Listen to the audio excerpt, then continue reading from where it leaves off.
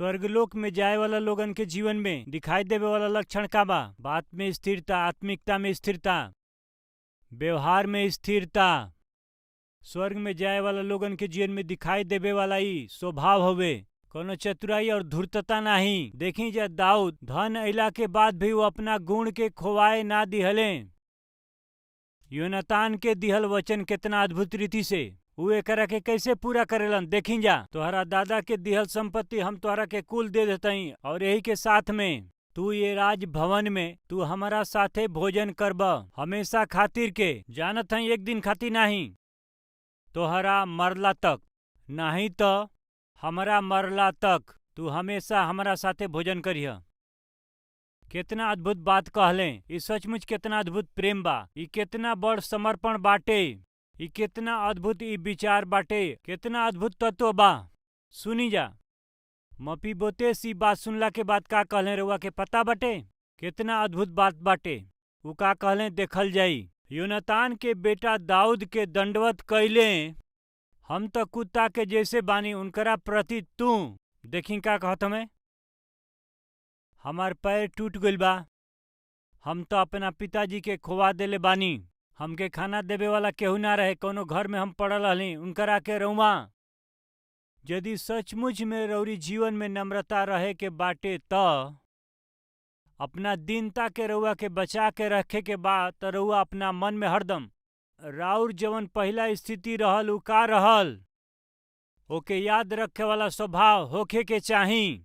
ध्यान से सुनी, यदि गर्भ ना होखे के चाही तब राउर भूतकाल ओकरा स्थिति के रउआ के ना भूले के चाही, ऐसन व्यक्तित्व होखे के चाही। तू हमरे साथ ही भोजन करीह। यदि दुष्ट होते तो कहतन कि अन्याय करके हमारा दादा के सिंहासन लिहला, हमारा पिताजी के राजगद्दी तू छीन लिहला। हमार पिताजी यहाँ बैठत रहले, वास्तव में हमरा के यहाँ बैठे के चाही। हमारा पिता के सिंहासन तू छीन लिहला, तू हमके अनाथ करके छोड़ देले बाड़ा। अब वही तू हमरा से प्रेम से बात करत हव, कौनो बड़ो योजना बाटे तो ओकरा के भी पूरा करला। ऐसे ना कहले, कारण पता बाटे, एगो घर में यदि केहू आके ओके दुगो निवाला देत रहले त उहे खा के उ जियत रहले, असहाय स्थिति में रहले। ऐसन परिस्थिति में घर में कोना में रहे वाला उ व्यक्ति के दाऊद बोला के उनकरा से ई कहत हमें, हमेशा तू हमरा मेज पर बैठ के भोजन कैल करबा, हमरा ही मेज पर तो के भोजन करे के बा। ऐसन कहला पर जब उ पीछे मुड़ के देखत हमें, उ सोचत हमें कि केहू आके हमके भोजन देई का, केहू हमरा के रोटी देई का, केहू हमरा के पानी देई का। वो बिना दिशा के जीवन बितावत रहले उनकरा के जिए खातिर के। दाऊद जवन अवकाश उनकरा के देत हवन ओकरा तुलना में और कुछ नइखे। उनकरा भूतकाल के उनकरा परिस्थिति के देखले, यही खातिर से दाऊद के ई बात सुनला के बाद उ का कहले जानत हई रउआ सुनी। हम कुत्ता के जैसे बानी। रउआ समझतनी कुत्ता का करेला जब रउआ भोजन करीला। वो समय देखी जा कई गो कुत्ता ऐसन होखेलन, जब रउआ भोजन करब त उरौरी मुंह के हमेशा ताकत रही हैं। जब रउआ खाना खाइला त ई कुत्ता रउआ के देखत रहेला, यानी पूरा मटन खैला के बाद रउआ हड्डी के चबाइला फिर भी उ कुत्ता देखत ही रहेला। पूरा मटन खैला के बाद का करीला मालूम बा? जब चबा चबा के रउआ अच्छा से खा लेली त ओकरा बाद में वो हड्डी के रउआ फेंक देली, के लेके उनकरा के तृप्ति मिलेला। अर्थ समझत हई? यानी जब रउआ पूरा रीति से ओकरा के खा लेली और फिर बचल हड्डी के रउआ जब फेंक देली, उ तो बस वही हड्डी के उ आशा करेलन। हमरो भी दशा ऐसन कुत्ता जैसे बा, जौन कुछ भी बच जाला उ ला के हमरा सामने रख देलन, वही के खा के जिंदा बानी। हमरा जैसे व्यक्ति के लिया के उ अपना साथे हमरा के बैठा के और अपना साथे ही हमके खाना खियावत हवे। हमरा के धन दौलत कुछ ना चाही। कितना अद्भुत नम्रता इनकरा में देखेली जा। आइन जा आगे बढ़ी जा। वो कहेलन कि का कहिए, उनके दंडवत करके कहेलन, हम तो एगो कुत्ता के जैसा बानी। हमरा प्रति हमारा पर अपना दास के दया दिखावे खातिर हमरा पर दया कैली, हम तो अयोग्य बानी। ऐसे कहले, और वैसे ही जवन वचन देले रहना ओकरा मुताबिक दाऊद तो योनातान के पुत्र मपीबोशेत के ऊपर वो उनकरा वचन के पूरा कैले। उनकरा मरला के बाद यानी उनकर मित्र मरला के बाद उ तो मित्र के दिहल वचन के पूरा कैले। ए दिन में जिंदा व्यक्ति अपना वचन के पूरा नइखन कर पावत। यदि हमनी के केहू के वचन देले बानी जा चाहे वो हमनी के सामने जिंदा होखे, जबकि हम जिंदा बानी, बाकी ये दशा में हम नहीं कि वो वचन के पूरा कर सकी। हम पूछत हई, का केहू के वचन देले बाड़ा? बहुत से लोग परमेश्वर से वाचा बंधले होई, प्रभु से वाचा बंधले हो खब जा। बहुत से लोग भी परमेश्वर के साथ वाचा बंधले हुई हैं, प्रेम करके शादी करब ऐसन वाचा बंधले हुई हैं। वो लड़की के जीवन से खेल के वादा तोड़ देवे वाला कितना दुष्ट लोग बाड़े। कितना लोग बा धन दौलत से मुकरे वाला, काम धंधा से मुकरे वाला। परमेश्वर के जीवन देवे के चाहिए ऐसन 10वां अंश के ऊ परमेश्वर के ना देवेलन। आज ऐसन कितना लोग बा। स्वर्ग में जाए वाला लोगन के बीच में सामान्य रूप से जवन गुण दिखाई देला उ का हवे? वचन के पूरा कईल। उनकरा बारे में खास बात ई बा कि नाश में भी होके जाए के पड़े तो वचन से ना हटिए, नुकसान भी होई तो वो ओकरा से ना हटिए। ये जमीन के खरीदे के बा ऐसन कहला के बाद 4 एकड़ के जमीन खरीदे के बाटे, यही से ऊ हमसे बात कैले। 4 एकड़ जमीन खातिर ऊ 90 लाख रुपया के मोल कैले। हम 3 महीना में रउआ के पैसा के दे देब। हम अब ज्यादा पैसा ना दे सकीला, ऐसे 1 लाख रुपया देब और 3 महीना में हम रउआ के 90 लाख रुपया दे देबे ऐसे कहले। हम दे देबे ऐसे बात तय भइला के बाद में वही जगह पे एगो यूनिवर्सिटी के चुनाव भइल। यूनिवर्सिटी के चुनाव होते ही अपने आप वो जमीन के दाम बढ़ गई। 10 लाख के जमीन बढ़ के 20 लाख के हो गई। अब यूनिवर्सिटी वहां अइला के बाद में 1 एकड़ ओकर कीमत बढ़ जइला के बाद 4 एकड़ के जमीन कीमत भइल 1.6 करोड़। ऐसन वक्त 3 महीना के समय में जैसे तैसे 90 लाख के इंतजाम कैला के बाद यदि हम उनके 90 लाख रुपया देब तो का ऊ 4 एकड़ के जमीन हमरा के दिहन का? ऐसन काहे? काहे कि सब लोग दाम बढ़ा देले बा। 1 एकड़ के कीमत 40 लाख हो गइल ना। भूतकाल में जवन कुछ भी भइल बाटे यानी वो एग्रीमेंट के तहत वही कीमत में दिहन का। 40 लाख दाम हो गइल बा तो कहिए कि बस ई ना हो सकेला, ऐसे ऊ जवाब दे दिहे। का पता ऊ का करी हैं? चली देखल जा, हम तो एडवांस में खाली 1 लाख देले बानी। ऐसन कह के ऊ घर में गईले और जाके बैठले और फिर ऊ फैसला कैले कि ठीक बाटे, ई ठीक बा। यदि ऊ 1 करोड़ मंगे तो हम ना दे पाई, बाकी ई देवे के हम कोशिश करब। काहे कि 1 करोड़ देवल जाई तो 40 लाख तो हमनी के बच जाई ना। इतना बच पाई ई कह के सगरी पार्टनर वहां गईलन जा। वहां जाके ऊ बैठ गेले। ऊ ऐसे विचलित होत रहले, समझ में ना आवत रहे, ऐसे विचार करत रहले। कौनो बात नहीं के पूरा मामला पता चल गई, जमीन के कीमत पता चल गई बा। यही से ऊ कहलन, सर 3 महीना पहले हम बात कैले रहली और जमीन के कीमत सेट कैले रहली। अब कीमत पूरा बदल गई बा, ई बात तो सब करा के पता बाटे। अब एकर कीमत 40 लाख हो गई बा ऐसन कहलन। और अभी फिर 40 लाख के हिसाब से देखल जाता 1 करोड़ 60 लाख रुपया होला, यानी 1 करोड़ 60 लाख कीमत होता। अभी हम उतना ना दे सकीला, बस इतने कहब कि रउआ चाहब तो हम 1 करोड़ दे देब। एकरा में रउआ संतुष्ट बानी तो हम खुद के धन्य मानब। ऐसे वो बात करे लगले। ये सब सुनला के बाद में सामने वाला आदमी कहे लगले, माफ कर दें, 1 करोड़ में भी ना देब। तो तीनों बाहर जा करके वो आपस में चर्चा करे लगले कि ऐसे नहीं लागत कि हमनी के बात के मनिहन तो 20 लाख रुपया बढ़ा देंगे, तब वो हमनी के 40 लाख रुपया बच जाये। फिर वो आ करके ये कहलन कि देखी अब वहीं कुछ बात मत कर जा, हमहन रउआ के 20 लाख रुपया देते हैं जा। 1 करोड़ 20 लाख में रउआ फाइनल करी, दया करी, माफ करी। 1 करोड़ या 1 करोड़ 20 लाख द तबो हम ना देब। तो फिर रउआ के कितना चाही बताई? तब वो कहले 90 लाख चाही। का बात बा? ई का बात भइल? 3 महीना पहले का वादा कैले रहला कि 90 लाख में ही ई जगह रउआ के देब, हम ई बात कहले रहली। जी हाँ, ई बात कहले रहली। बाकी यहाँ यूनिवर्सिटी आ गइल बा, दाम तो अब बढ़ गइल बाटे, 1 एकड़ 40 लाख के हो गइल बा और यही खातिर अब 1 करोड़ 60 लाख हो गइल। तो फिर रउआ पर हम रउआ के वचन दिहली 90 लाख रुपया में हम रउआ के जमीन देब, काहे की वचन देले बानी 90 लाख में ही हम देब।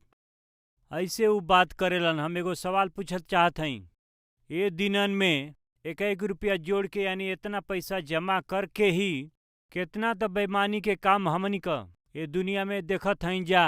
1,60,00,000 के जमीन हमारा के 90 लाख में बेचत हई। एकरा पीछे कारण का बाटे बताई हमके। ऐसन अद्भुत गुण के पीछे कारण का बाटे। तब हम कहली हमार प्रभु हमारा में बाटे, यही से हम वचन के विरोध में ना जाइब। अगर खाली पैसा कमाए के बाटे तो सगरी गलत काम कर सकिलें जा। बाकी परमेश्वर हमके का सिखौले बड़े पता बा? ईमानदार होखे के बा। नुकसान होई तबो हम वचन से ना हटब। हम वचन से ना हटब। प्यारा भाई और बहन लोग, यदि रउआ परमेश्वर के संतान बानी, स्वर्ग में जाए वाला बानी, तो वचन से ना मुकरब। दाऊद अपना वचन से ना हटले, वो वाचा के पूरा कैले। जौन व्यक्ति मर गए उनकरा से जौन वाचा बनलन ओकरा के भी पूरा कैले। जितना आदमी रहले उनके दिहल जौन वचन रहल, हमनी कत परमेश्वर के दिहल वचन के ना पूरा करेली जा। हम ये कहते हैं कि जे स्वर्ग में जाए वाला बा वो अपना वचन के कबो नहीं मुकरेलन। कारवा में एक गुण बाटे, जरा एक बा सोच के देखी। चौथा वचन पढ़त हई, ऊ जेकरा दृष्टि में निकम्मा मनुष्य तुच्छ बा और जे यहोवा के डरवइन के आदर करेला, उ शपथ खा के बदलेला नहीं, चाहे हानि उठावे के पड़े। 3 बात बा, जवन अपन रुपया ब्याज पर ना देलन और निर्दोष के हानि खातिर के घूस ना लेलन। जे कहू ऐसन चाल चलेला उ कभी न डग मगई हैं, वचन में ना चुकी हैं। स्वर्ग में जाए वाला व्यक्ति के गुण यू होला कि वो अपना बात से ना चुकी हैं। वो अन्याय से कमाई ना करी हैं, ब्याज पे पैसा ना दी हैं। यदि आज रउआ अन्याय से पैसा कमात हई तो सावधान रही, एमा आशीष नहीं खे।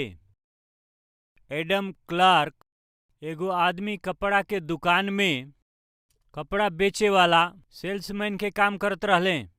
सेल्समैन के रूप में वो काम करत रहले। तब उनकर मालिक उनसे का कहले पता बा? उनकर मालिक उनकर से कहले कि जब कपड़ा सियावे खातिर तू कपड़ा काटेला। जी सर बताई का करी? तो वो कपड़ा के तान ली ह। कपड़ा के काटत समय यानी कपड़ा में लचीला गुण बा, यानी स्केल पर जब कपड़ा के गिनेला तो ओकरा के खींच करके ही गिनी ह। सुना, यानी जब खींच के गिनब तो कम से कम इतना भी जवन कपड़ा बा उ बच जाई। समझत हुआ ना? जब उनकरा से ही कहल गई तो उ कहले कि हमके माफ करी सर, हम ऐसा ना कर सकीला। ऐसन काहे? परमेश्वर हमके मन देले बाणे और पैसा कमाए के विवेक भी देले बाणे। अन्याय से कमाइल हमारा खातिर संभव नहीं खे। ऐसन काहे? प्रभु हमसे बात कैले बाणे, प्रभु हमरा में बाणे सर। न्याय से जितना गिने के बाटे उतने ही गिने के बाटे सर। अन्याय करके ऐसे कपड़ा खींच के गिनल सही बात नहीं खे। तो के हमरा साथे काम कैला के जरूरत नहीं खे, चल जा तू, ऐसे कह के निकाल देहले। कपड़ा के दुकान में सेल्समैन के काम करे वाला एडम क्लर्क वो दुकान से बाहर आ गईले। दुकान से बाहर आके वो प्रभु से कहलन, हे प्रभु जी, अन्याय करके पैसा कमाए के बाटे तो ये हमरा के ना चाही। प्रभु हम का करी? तू सेवा कर, तू हमार सेवा कर। वही दिन वो अपना जीवन के परमेश्वर के दे दिहले, प्रभु के सेवा खातिर अपना जीवन के दे दिहले। पता बाटे उहे एडम क्लर्क बाइबल के कमेंट्री लिखले बाणे। ए बीच में कलवरी बाइबल कॉलेज में जाके कमेंट्री जब हम देखत रहली तो एडम क्लर्क ऐसन कमेंट्री हमके लौकल। वो छोट किताब ना हुए, इतना बा एडम क्लर्क कमेंट्री। वो तो परमेश्वर के महान दास रहले। ई व्यक्ति आशीषित भइले कारण मालूम बा? अन्याय से पैसा नहीं कमाए के। हमार भाई हमार बहन, रउआ जवन काम करतनी छोट हो सकेला, चाहे कुली का हो सकेला, चाहे प्रेस के काम होके, सब्जी के काम हो सकेला, घर के नौकरानी या चौकीदार हो सकीला, चाहे रउआ सुरक्षा कर्मी होखी, ऑफिस में काम करत होखी, चाहे एमएनसी कंपनी में काम करत होई, चाहे और व्यापार हो सकेला, चाहे सेवा होखे, प्रचारक होखे, कलिसिया होखे। ओमा यदि रउआ के आशीष पावे के बाटे, सबसे ऊंचा स्थान पर जाए के बाटे, ते कहीं मार्ग बा। का बाटे पता बा? का बा? न्याय से जीवन बिताई। यदि रउआ न्याय से जियब और परमेश्वर जौन काम देले बड़ा ओकरा के ईमानदारी से करब त रउआ प्रभु के आशीष में जियब। स्वर्गलोक में जाए वालन के लक्षण का बाटे का रउआ के पता बा? पता बा रउआ के वो अन्याय से ना कमा लें, वो अन्याय से पैसा ना कमाई हैं, वो ब्याज पर रुपया ना दी हैं। मसीह के कलीसिया 100 रुपया दे करके ओकरा पर 10 रुपया ब्याज कमाए वाला लोग गरीब लोगन से ही पैसा के रउआ ले ली। जरूरतमंद ऐसन लोगन के तू अवसर के लाभ उठावेला, उनकरा संपत्ति या उनकरा सगरी चीज के थियावे के कोशिश मत करी है। जानत हव एजेकियल के किताब 22 अध्याय ओकर 12 वचन तोहसे हत्या करे खातिर उ लोग घूस ले ले बा। तू ब्याज और सूद लिहला और अपना पड़ोसी के पीस पीस के अन्याय से लाभ उठावला और तू हमरा के भुला दिहला। तू अपना पड़ोसी के पीस पीस के अन्याय से तू लाभ उठौले बाड़ा और तू हमरा के भुला देले बाड़ा। यहोवा के बाणी है। यही से देखा जवन लाभ तू अन्याय से उठौला और हत्या कैले बाड़ा ऊपर हम हाथ पर हाथ धऽ के बैठल बानी। अतः जवना दिन में हम तोहार न्याय करब उ कहेलन कि काव तोहार हाथ दृढ़ और तोहार हृदय मजबूत रह सकेला। कहेला कि हम यहोवा ही कहले बानी और हम ऐसा ही करब। यस, अन्याय से पैसा कमैला, गलत से पैसा कमैला तो परमेश्वर कहेला कि हम तोहके शिक्षा देब। जब हम तोहके दंड देब तो का तोहरा में सहे के शक्ति बा? सहन करे के शक्ति तोहरा में बाटे का? परमेश्वर ही सवाल करेलन। हमहन के जिंदगी कुछ दिन खातिर बाटे, का चाही? खाए खातिर खाना, रहे खातिर छत, पहने खातिर कपड़ा, इहे तो चाही ना। रोटी, कपड़ा और मकान तीनों मिल जा तो काफी बा ना।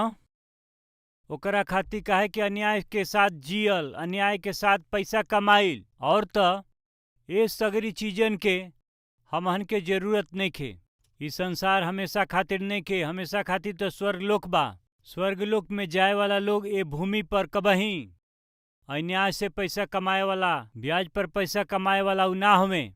दूसरा के घायल करे वाला या फिर झूठ बोले वाला या बुरा करे वाला या बिना नीति से अपना जीवन के बितावे वाला, जेकरा में सच्चाई नहीं खे, ये तरह से जिए खातिर के उन्हां लोग के जरूरत नहीं खे। चाहे जवन होके उ सच्चाई से जिए, उ धार्मिकता से जिए, उ तो बेकार के बात ना करी हैं, उ तो गलत बात कबहू ना करी हैं, उ गलत तरह के जीवन ना जी हैं, उ निंदा के जीवन कबही ना जी हैं। सामने वाला आदमी के उ हर एक रूप में आदर करत चल जाइ हैं। वचन से बिना चुकले हर एक बात में पूरा करेलन। अन्याय से गलत तरीका से पैसा कमा के वो अपना बैग में ना रखेलन। वो कबही हिलावल ना जा सकेलन। कौनो चीज उनके हिला ना सकेले, कौनो परिस्थिति उनके हिला ना सकेले। रउआ जानत है उनकर आधार के हवे? प्रभु। जे प्रभु पर भरोसा रखी उ कबो ना डगमगाई, वो निश्चय ही खड़ा रही हैं। सियोन के पर्वत के समान वो स्थिर रही हैं। स्वर्गलोक में जाए वाला लोगन में ये भूमि पर यही लक्षण दिखाई देवेला। वो यह बा, दूसरा लोग के छोट छोट बात में चिंता होखेला, छोटी छोटी बात में टेंशन होखेला, छोटी छोटी बात में फसल बने, चिंता करे लागेलन। मेहरबानी से ध्यान दें। यहोवा परमेश्वर पर भरोसा बात रउआ कबो न डगमगाई, रउआ त स्थिर रहब। यदि रउआ यहोवा पर भरोसा रखब तो रउआ के डरे के जरूरत नहीं खे। धार्मिकता से सच्चाई में जिए वाला व्यक्ति के डरे के जरूरत ना होला। ऐसन काहे कि रउआ में जवन रहेला उ त बलवान बाड़े। रउआ डरी मत। यदि रउआ कोनो बात के चिंता करीला तो सुनी, परमेश्वर पर जितना विश्वास करे के चाहिए उतना ना करीला तो हर बात में रउआ डगमगाइला। यदि परमेश्वर के रउआ अपन आधार बनाइला तो कोनो बात में रउआ के डरला के जरूरत नहीं खे। स्वर्गलोक में जाए वाला लोग ये भूमि पर पूरा तरह से बिना डरैले रहेलन। वो धीरज से जियलन। धर्मी लोग शेर की जैसे निडर होके जियलन। ऐसन कृपा परमेश्वर हमनी पर सब पर करे।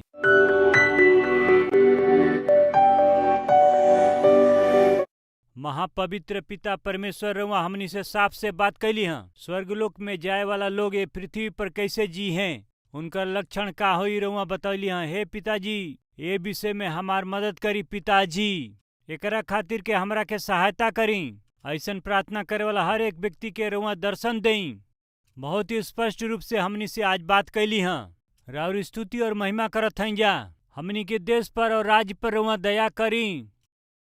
ये प्रार्थना करे वाला हर एक व्यक्ति के रउआ दर्शन दे के बात करी। यीशु मसीह के नाम से हम ही प्रार्थना करत हई। आमीन।